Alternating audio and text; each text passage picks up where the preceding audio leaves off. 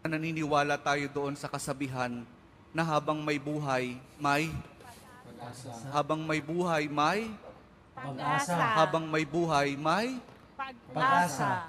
pagsubok. Dahil tayo katiwala ng Diyos, binibigyan din niya tayo ng iba't ibang klase ng pagsubok.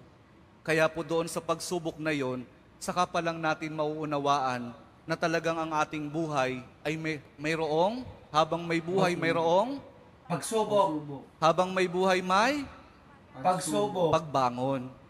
Huwag niyong hayaan na kapag meron kayong pinagdaraan ng pagsubok, ay hindi kayo babangon. Kailangan meron tayong pagsumikap na pagtsatsagaan natin yung ating mga pagsubok na pinagdaraanan. At kapag merong pagsubok at merong pagbangon, saka pa lang natin mauunawaan na talagang ang ating buhay, na habang may buhay, may Pagbangon. habang may buhay, may Pagbangon. pag-ibig. Ang pag-ibig na nagmumula kay Jesus lamang sa ating mahal na poong Jesus Nazareno. Dahil doon, kapag naunawaan natin itong mga bagay na ito, na habang may buhay, may pagsubok, may pagbangon at may pag-ibig na nagmumula lamang kay Jesus, saka pa lang natin mauunawaan at matatanggap na talagang habang may buhay, may